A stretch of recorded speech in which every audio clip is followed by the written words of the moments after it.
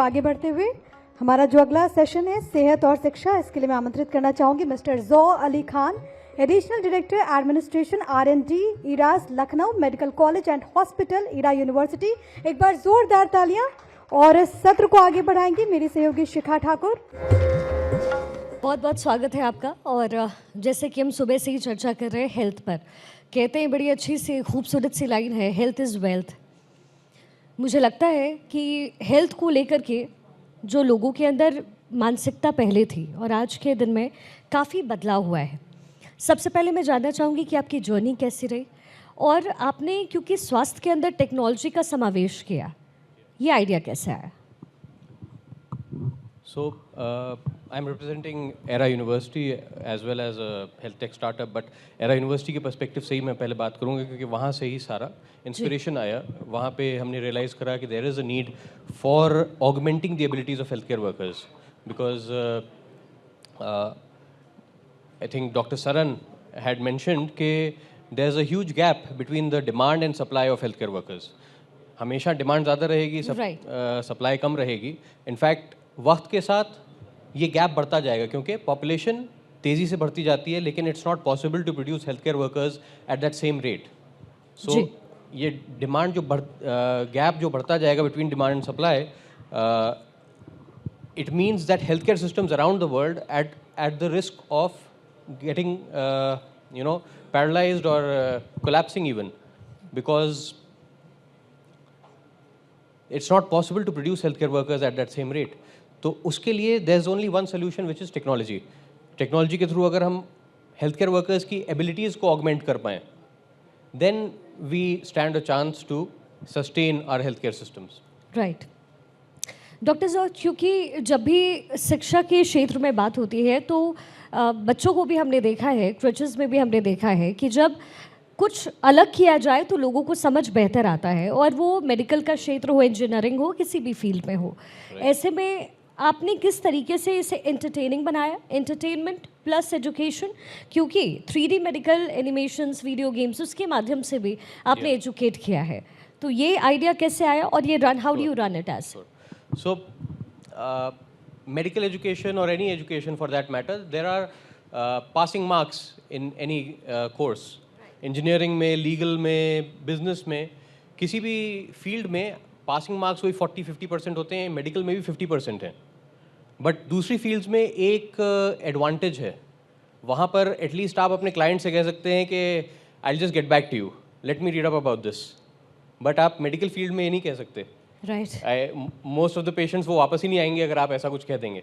In fact मैं तो खैर वही वैसा ही डॉक्टर शायद प्रेफर करूं जो who is open about that and who takes the time to get himself updated. But ऐसे में हमारे हेल्थ केयर वर्कर्स का रिटेंशन एंड रिकॉल परफेक्ट होना चाहिए because they have to take split second decisions. और उसके लिए ज़रूरी है कि हम मेडिकल एजुकेशन इस तरह से इम्पार्ट करें which is interesting, which is immersive and जिससे विच इज़ इफेक्टिव अल्टीमेटली। सो उसकी वजह से इस रैशनल की वजह से हमने 3D मेडिकल एनिमेशन अपना खुद का बनाना शुरू करा, which we have now been able to animate the entire human body, all types of cells, all types of tissues, all organ systems.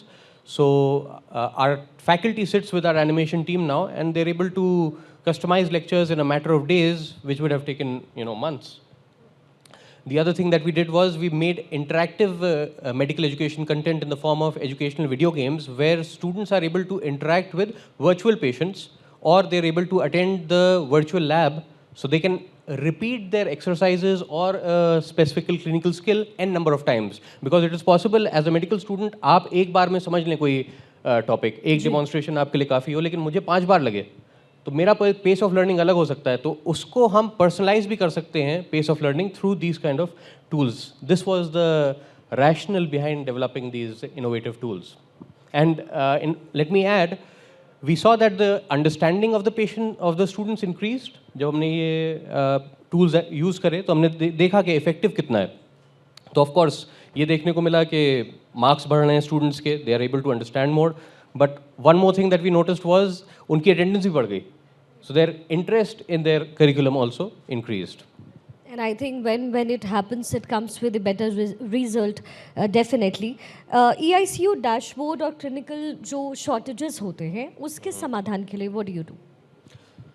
So, even before the pandemic, we realized that one of the most critical set of healthcare workers is the nurses and the doctors stationed at ICUs. And उनके ऊपर इतना workload होता है. आज भी बात हो रही थी about health care worker burnout. Doctor Guleria, doctor Sarin had touched on that, and it's a huge issue. And it is a more complex issue because shortage पहले से है डॉक्टर्स की. उसमें भी कुछ डॉक्टर्स अगर बर्नआउट हो जाएंगे तो फिर और शॉर्टेज हो जाएगी, फिर उसके बाद वर्कलोड और बढ़ेगा और बर्नआउट होगी. So it's a vicious cycle which we need to break, and the only way to do that is of course augmenting the abilities. So 2019 में राइट बिफोर द पैंडेमिक हम लोगों ने पहला version of an EICU dashboard install करा at our own hospital, and through that we were able to integrate all sorts of devices like patient monitors, ventilators, ABG machines with this system where the data is being pulled automatically. Because you know, India सबसे बड़ा generator है of healthcare data, but also सबसे बड़ा wastage हो रहा है of healthcare data in India because measure हम इतना कुछ करते हैं, खासतौर से machines तो automatically measure कर रही हैं second by second. जी. लेकिन उसमें से कितना हम ले रहे हैं? अगर most efficient ICU staff भी है या nurse है, वो hourly basis पे charting करती है of these vitals कि उसका heart rate hour by hour कितना change हुआ है and so on, या blood pressure. Whereas these machines they do it on a second by second. तो हर घंटे जो data generate हो रहा है that is 60 seconds to 60 minutes, 3600 data points, and उसमें से एक लिया जा रहा है for the charting, ICU charting. So instead of that we are able to capture all of that data on a second by second basis and do a micro trend analysis. उसके basis पे we are able to determine early diagnosis या early predictor of risk factors, because ICU में अचानक heart attack आना या sudden rapid respiratory failure, abrupt kidney failure, rapid sudden abrupt, ये अक्सर ICU patients के लिए use होते हैं terms. But कोई भी deterioration, I'm sure यहाँ पे बहुत से doctors हैं या people of science, they would agree के no disease progression is in an instant. Sudden या rapid कुछ नहीं होता. There are smaller causes that feed into a larger effect, and it's our inability to detect those smaller causes in a timely manner which causes us to say कि अचानक हालत खराब हो गई. So through the use of a solution like EICU dashboard, we were able to catch these micro trends early on and prevent unnecessary deterioration. Dr. Zoe, you came up with the home monitoring system, and I think that was, I'm sure that must be a critical decision for you because catering at home is really very difficult. तो ऐसी कौन सी disease या फिर कोई ऐसा situation जो आपने monitor किया and after that you came up with that, this such kind of an idea? Sure. So the first instance of home monitoring that we did was in COVID-19. COVID-19 में of course beds जितने बढ़ाएं उतने कम पड़ रहे थे. तो in that case we needed to ensure कि escalation of patients ना हो. जितने पेशेंट्स होम पे ही सही हो जाएं उतना अच्छा है, उनका पर्सनलाइजेशन घर बैठे हो जाए. तो उसके लिए हम लोगों ने एक ऐप उनको दी क्वारंटीन पैल के नाम से, एंड वी सॉ के the patients who are most compliant in that app, जो अच्छे से उसको यूज़ कर रहे थे, उनका hospitalization percentage was around 2.4%. Whereas patients who were not able to use that app or who didn't, bother with that home monitoring compliance, जो protocol था, उनका hospitalization percentage was 8%. So 4 times ज़्यादा hospitalization हो रहा था if patients were not being monitored. So that's the difference that home care can make in a patient's journey. Now of course COVID तो हमारे rear view mirror में है, लेकिन अब हमने जो होम केयर पे फोकस करा है, we have done it with a doctor from Mumbai, and we focused on heart failure because heart failure is a long term patient journey, जहाँ पर it is a serious condition but patients are salvageable. उनको बचाया जा सकता है provided patient compliance अच्छा रहे, patient की हैंड होल्डिंग प्रॉपर हो, काउंसलिंग अच्छी हो, उनके घर वालों को भी उसके बारे में सही एजुकेशन हो. So we saw that in our pilot study we saw that if heart failure patients were given a home monitoring solution where they're in constant touch with the hospital, nurse, counselor and the doctor, then outcomes improve होते हैं, hospitalisation prevent होता है, quality of life improve होती है. So, in fact, we saw these kind of results even in patients as old as 96-year-old, and जो repeatedly hospitalized होती थी in a month, heart failure patient with multiple comorbidities of course, वो जितने time तक इस programme में रहीं, तकरीबन 3-4 महीने enrolled रहीं, उतने टाइम वो hospitalized नहीं हुई, and her mobility increased. She was able to perform some of her tasks more independently. So since अभी हम लोगों ने एक खबर भी चलाई हाल ही में, हम डिजिटलाइजेशन के टूवर्ड्स बढ़ रहे हैं. This can be seen as a different form of development in our nation, but for health care workers who are working on it, how do you think ये कितना ईजी है उनके लिए, EICU dashboard kind of thing, उनको tackle करने में, और उनकी ट्रेनिंग में आपने क्या किया? राइट. सो किसी भी डिजिटल हेल्थ सोल्यूशन में एक बड़ी प्रॉब्लम आती है चेंज मैनेजमेंट. राइट.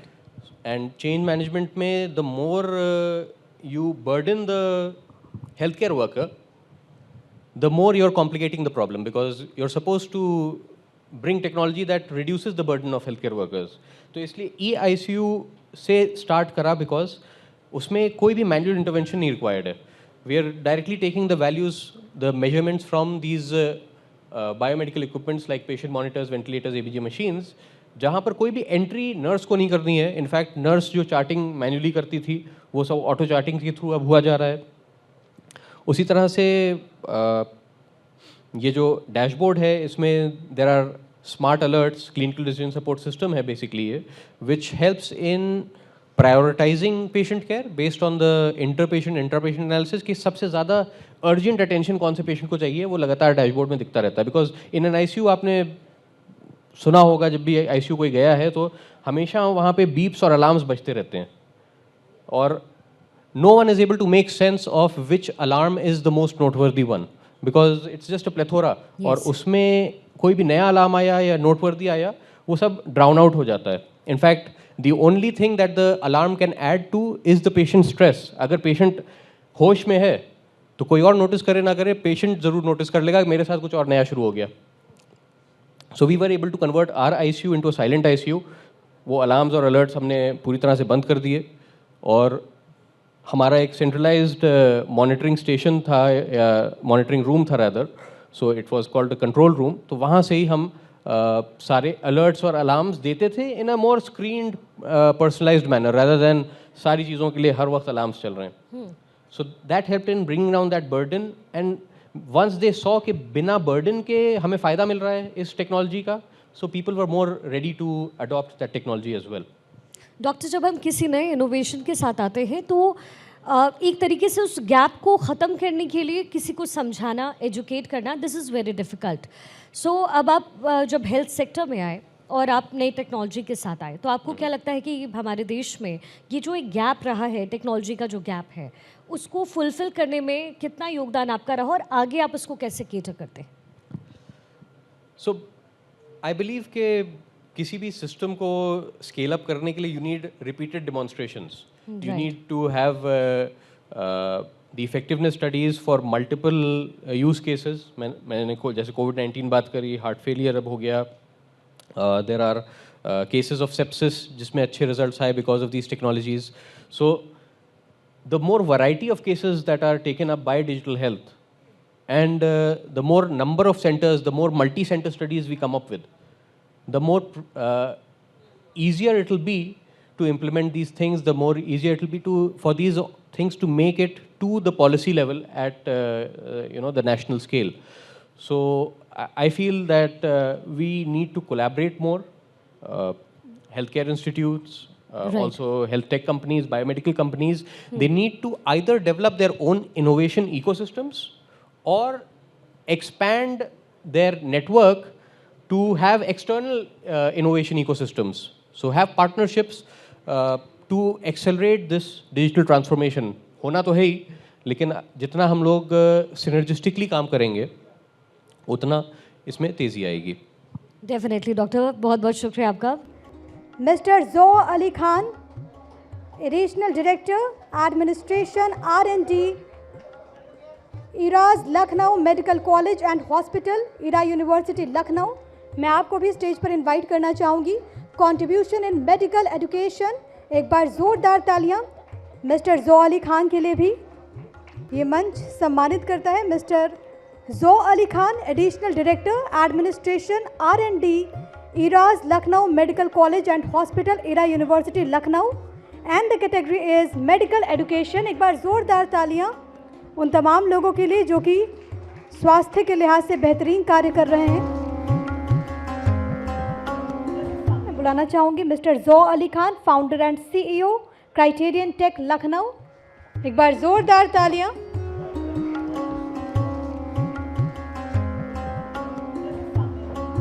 मेरा यूनिवर्सिटी एक प्राइमरीली मेडिकल और पैरामेडिकल यूनिवर्सिटी है, जहाँ पे हमारे पास medical college, nursing college, allied health sciences and pharmacy college हैं। और भी नॉन मेडिकल कोर्सेज भी हैं, but we are primarily a medical and related university. And यहाँ पर हमारा ख़ास फोकस है on using technology to improve medical education and to improve health care. So उसके अलावा हमारे और भी कंपनीज़ हैं, जैसे एक हेल्थ टेक कंपनी है by the name of Criterion Tech, जो टेक्नोलॉजीज़ बनाती है for reducing the workload on health care workers. उनकी एबिलिटीज़ बढ़ाती है ताकि वो कम एफर्ट में ज़्यादा अच्छा काम कर सकें। और इसकी हमें इसलिए ज़रूरत है क्योंकि हेल्थ केयर वर्कर्स बहुत ओवरवर्कड रहते हैं। हमारे पास हेल्थ केयर वर्कर्स कम हैं और पेशेंट ज़्यादा हैं, और ये सिचुएशन बनी रहेगी क्योंकि पॉपुलेशन बढ़ती रहती है तेज़ी के साथ, लेकिन it is not possible to produce health care workers at that same rate. इसलिए जितना हम टेक्नोलॉजी का यूज़ करें to increase the abilities of our health care workers, उतना हम उनके ऊपर बोझ कम करेंगे, उतना एफिशिएंटली हमारा हेल्थ केयर सिस्टम काम करेगा। So for that reason we have several other ventures. We make our own 3D medical animations, we make our own educational video games, and then हमारी हेल्थ टेक कंपनी वो सारे technology और digital solutions देती है, including the use of AI in health care.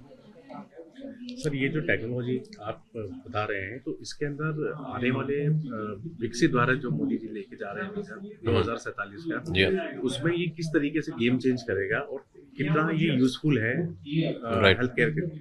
सो पहले तो मैं कहूँगा कि भारत 24 को बधाई कि उन्हीं ने विकसित भारत के पर्सपेक्टिव से ये स्वास्थ्य भारत सम्मान रखा, क्योंकि विकसित भारत का एक बहुत इंपॉर्टेंट कंपोनेंट है हेल्थ केयर। जब तक वो नहीं होगा तब तक विकसित भारत पॉसिबल नहीं है। तो इसलिए उसके लिए मैं थैंकफुल हूँ और कॉन्ग्रेचुलेट करता हूँ भारत 24 को। और इसमें जब हेल्थ केयर की बात आती है तो उसमें अनलेस वी आर यूजिंग, मैंने पहले भी अभी कहा आपको कि टेक्नोलॉजी का यूज़ जब तक नहीं कर रहे हैं तब तक हम हेल्थ केयर वर्कर के ऊपर बोझ कम नहीं कर पाएंगे। बोझ कम करेंगे तो उनकी एबिलिटी बढ़ेगी, उनकी एफिशिएंसी बढ़ेगी, उनका वेलबींग बढ़ेगा, वरना बहुत सा बर्नआउट हो जाता है। एक हमारी आबादी सबसे ज़्यादा है पूरी दुनिया में, और उसको कंट्रोल करने के लिए भी सरकार ने बहुत अच्छे काम करे हैं, लेकिन कंट्रोल करने के साथ साथ देखा गया है कि हर देश में फिर एजिंग पॉपुलेशन भी बढ़ती चली जाती है। उस एजिंग पॉपुलेशन में हेल्थ केयर सर्विसेज की रिक्वायरमेंट और बढ़ेगी। तो इन दैट केस हमें अभी से काम करना होगा कि उन सर्विसेज को कितना हम ऑटोमेट कर पा रहे हैं, कितना हम इन लोगों का, हेल्थ केयर वर्कर्स का काम कम कर पा रहे हैं, कितना हम पेशेंट्स के ट्रीटमेंट को पर्सनलाइज कर पा रहे हैं। पर्सनलाइज करने के लिए हमें डेटा को प्रॉपरली डॉक्यूमेंट करना होगा, प्रॉपरली एनालाइज करना होगा, और इस सब में जो इमर्जिंग टेक्नोलॉजीज़ हैं of machine learning and AI बहुत बड़ा रोल निभाएंगी। और we have been proactively developing those technologies for use across India. जो टेक्नोलॉजीज़ हम यूज़ कर रहे हैं वो कुछ हद तक उसके बहुत नीश, बहुत ही स्पेसिफिक यूज़ केसेस इंडिया के बाहर मिलेंगे, लेकिन एट स्केल कोई नहीं कर रहा है। उसका एक रीज़न तो ये है कि उनके पास पेशेंट पॉपुलेशंस भी वैसी नहीं है जैसा इंडिया में है। मैं हमेशा कहता हूँ कि India is 1/8 of the world in terms of population, or perhaps somewhere around that figure, and that means कि इंडिया जिस तरह से हेल्थ डेटा को यूटिलाइज कर सकता है, कैप्चर कर सकता है, और फिर दुनिया को बता सकता है थ्रू दैट हेल्थ डेटा कि this is what we found, this is the technology that we should use for scaling up health care services. तो जैसे डेमोन्स्ट्रेशंस यहाँ पे हो सकते हैं, जैसे एग्जाम्पल्स और सक्सेस स्टोरीज इंडिया से निकल सकती हैं, वैसी दुनिया में कहीं पर भी उस स्केल पे काम नहीं हो सकता। सो आई फील कहीं की भी टेक्नोलॉजी हो, वो यहाँ इंडिया में बहुत यूज़फुल नहीं होगी, क्योंकि उन लोगों ने सब ने छोटी पॉपुलेशंस पे काम किया है। उसकी जगह इंडिया दुनिया को बताने जा रहा है कि कैसे हेल्थ केयर को और बेहतर अंदाज से करा जाए। हम अपना विजन शेयर करते हैं उनके साथ, एंड आई एम ग्लैड कि हमारी सरकार ऐसी है कि जो प्रोएक्टिवली सुनना चाहती है, एंगेज करती है स्टेक होल्डर्स को from various related fields, and in those cases we have participated in think tank meetings जहाँ पर we were able to voice कि ऐसे भी हम हेल्थ केयर को आगे ले जा सकते हैं इंडिया में। सर, आपके अच्छे काम के लिए एरा यूनिवर्सिटी और आपके हेल्थ सेक्टर में जो आप अच्छा काम कर रहे हैं, उसके लिए आज आपको नड्डा साहब ने फेलिसिटेट किया है, उसके लिए आप क्या कहना चाहेंगे? मैं भारत 24 का आभारी हूँ कि उन्होंने हमारी यूनिवर्सिटी को और हमारे हेल्थ टेक स्टार्टअप को इस लायक समझा कि हमें इतना बड़ा सम्मान दिया, और वो भी इतने एमिनेंट पर्सनैलिटी के हाथों से वो सम्मान मिलना एक ख़ास अनुभव था, और मैं उसके लिए दिल से शुक्रिया करता हूँ भारत 24 का एंड JP नड्डा साहब का। Thank you. Thank you so much.